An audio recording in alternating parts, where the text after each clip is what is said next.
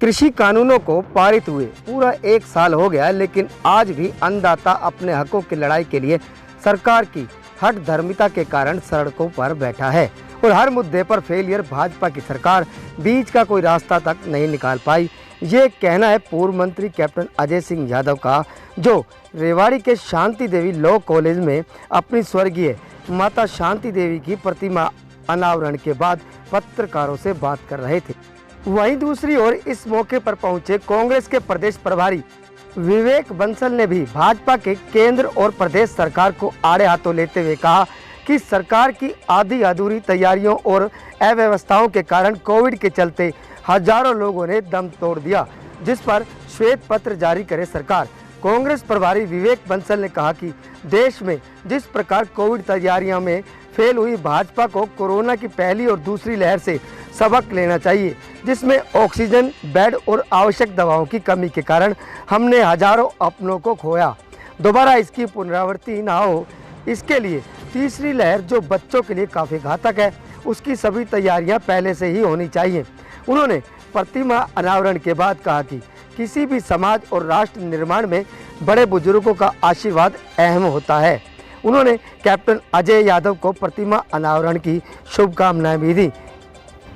वहीं दूसरी ओर कैप्टन अजय यादव ने कहा कि इनकी माता शांति देवी नाम के अनुरूप शांत स्वभाव और परित सोच की थी। भले ही वह 8वीं तक पढ़ी थी, लेकिन परिवार को हमेशा शिक्षा के क्षेत्र में अग्रणीय रहने की सीख दी और उन्हीं के नाम से बनाए गए इस कॉलेज में उनकी प्रतिमा को स्थापित किया गया। कैप्टन अजय यादव के सुपुत्र व रेवाड़ी विधायक चिरंजीव राव ने भी इस अवसर पर अपनी दादी शांति देवी के दिखाए मार्ग पर चलने का संकल्प लिया।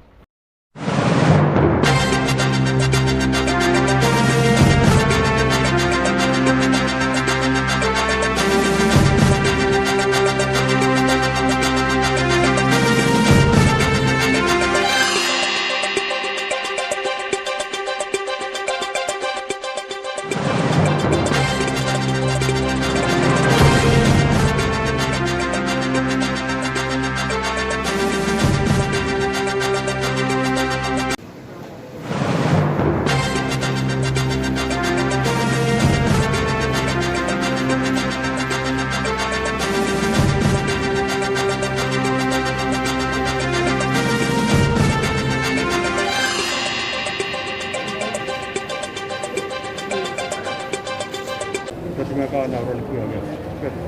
देखिए, मेरी माता श्रीमती शांति देवी जी वो लाहौर से पढ़ी थी और 8वीं में तक वो पढ़ी हुई थी। उनकी एक एक चीज़ जब तक वो जिंदा रही, एक एक चीज़ का हिसाब रखती थी। हमारे जितने भी बच्चे थे सबका टाइमिंग, किस टाइम पैदा हुए, क्या हुआ, और हमें पढ़ाने लिखाने में शिक्षा पे उनका विशेष जो है वो जोर था। तो मेरी बड़ी बहन है, वो जस्टिस हैं, आप जानते हैं। तो हमारा कहने का मकसद कि उनका जो जीवन था वो एक दयालु किस्म की मेरी माता जी थी और सबका ख्याल रखती थी। चाहे हम जितने भी भाई हैं, बहन हैं, गाँव में हैं, जो आते जाते थे उनसे मिलते रहते थे। और मैं समझता हूँ कि मेरे पिता और उनकी एक इच्छा थी यहाँ शिक्षा संस्थान बने, तो हमने पूरा किया। आज हमारे विवेक बंसल जी हमारे बीच में आए हैं, हमारे प्रभारी हैं हरियाणा के, तो उनका मैं धन्यवाद करता हूं। उन्होंने आकर यहाँ पर आकर जो है उनकी जो है मूर्ति का अनावरण किया, उनका बहुत शुक्रगुजार हूँ। कैप्टन साहब, आज ही के दिन पूरा 1 साल हो गया जो कृषि कानून पारित हुए थे, 1 साल हो गया, लेकिन सरकार कोई बीच का रास्ता नहीं निकाल पाई। आज भी किसान सड़कों पर है। सरकार हठधर्मी कर रही है, ऐसा नहीं करना चाहिए। यानी कि जो अन्नदाता है, जो देश का पेट भर रहा है, उसके ऊपर ध्यान ना देते हुए ना कोविड पे ध्यान दिया, ना आज एंटी जो ब्लैक फंगस उस पर ध्यान दे रहे हैं, ना विकास पे ध्यान दे रहे हैं। इनका कोई मतलब नहीं है। केवल ये हिंदू मुसलमान लोगों को बांटकर धर्म के नाम पे, जाति के नाम पे लोगों को बांटना चाहते हैं। कितनी मौतें हुई हैं, जो आंकड़े ये दिखा रहे हैं 3.30 के लाख के जो दिखा रहे हैं, मेरा ये मानना है कि जो सर्वे हुआ है उसके मुताबिक 42 लाख मौतें हुई हैं। अगर रेवाड़ी में भी आप लगाएं, हर गांव में 10 से कम मौतें नहीं हुई हैं। वो ठीक है, उन्होंने कईयों ने कोविड में उन्होंने अपना नहीं दिखाया, लेकिन कोविड से बहुत बड़ी महामारी थी जिसको इन्होंने जो आंकड़े हैं उनको छुपाया गया।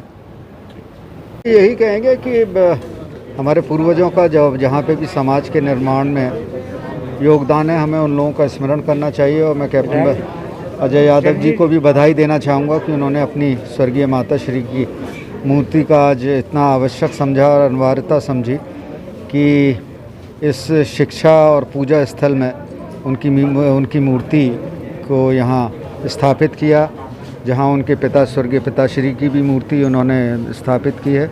ये एक भारतीय संस्कृति का एक महत्वपूर्ण हिस्सा है कि हम लोग अपने पूर्वजों को अपनी सफलता, अपनी सुगम यात्रा के लिए उनका स्मरण करते हैं, उनका समय समय पर आशीर्वाद और उनका साधुवाद लेते हैं। जिस तरीके से कोविड काल चल रहा है, वैक्सीनेशन भी कराया जा रहा है, किस तरह से देखते हैं इसको और क्या कहेंगे इसमें? देखिए, कोविड काल चल रहा है, ये अपने आप में एक भयावह स्थिति है, पर उससे भी ज़्यादा भयावह और जो दर्दनाक और कष्टदायक बात है कि वर्तमान केंद्र की सरकार और प्रदेश की सरकार ने जिस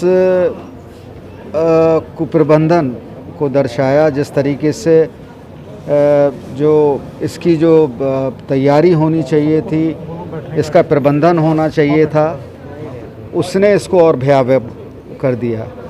और यही कारण है कि जो दारुण अवस्था यहाँ पर जो समाज में जो देखने को कोविड के पश्चात देखने को मिली, जिस तरीके से मृत्यु दर बढ़ी, जिस तरीके से अव्यवस्था, लोग सड़कों पर अपनी प्राण दे रहे थे चूँकि उन्हें अस्पतालों में उन्हें स्थान नहीं मिल रहा था, ऑक्सीजन की मारामारी थी, ऑक्सीजन की कमी थी, जबकि भारत ऑक्सीजन को निर्यात करता है। इसके बावजूद भी क्या कारण था, इस पे तो एक वाइट पेपर, जो श्वेत पेपर जारी होना चाहिए। हमारी कांग्रेस वर्किंग कमेटी ने इसका रेजोल्यूशन भी, प्रस्ताव भी पारित किया। और अगर ज़रा से भी गंभीर हैं, अगर ये सोचते हैं कि इन्होंने उचित कार्य किया है, तो श्वेत पत्र जारी करें। कहाँ कमी रह गई? इन्होंने जो प्राथमिकताएं अपने सामने रखी, सिर्फ अपने आभा मंडल को बढ़ाने का, राजनीतिक आभा मंडल को बढ़ाने का इन्होंने प्रयास किया। चुनाव के मद्देनज़र इन्होंने सब जो मुद्दे थे, सब जो कोविड की जो प्राथमिकताएं थी, उनको दरकिनार किया, उनको नज़रअंदाज किया। और यही कारण है कि पूरे विश्व में जब हम जो अभी जो स्थिति रही, वो भारत में सबसे ज़्यादा करुणादायक थी, दर्दनाक थी और अव्यवस्थित थी। सर, जो तीसरी लहर जो है, अभी दिखाई नहीं दे रहा धरातल पर कुछ, उसकी तैयारियों किस दृष्टि से देखते हैं? देखिए, वो भी अपने आप में उसकी पूरी तैयारी होनी चाहिए। ऐसा ना हो कि वी आर कॉट अनअवेयर, जिस तरीके से दूसरी स्थिति में, दूसरे में, क्योंकि अभी मैंने कहीं पढ़ा था कि अहमदनगर में 8000 बच्चे इससे संक्रमित पाए गए हैं। तो ये एक सिग्नल है, आपको एक चेतावनी है। कहते हैं ना, session time is better than 2 in। तो ये इससे सरकार को एक संदेश लेना चाहिए और पूर्ण रूप से वेव के लिए हमें तैयार और व्यवस्थित रहना चाहिए।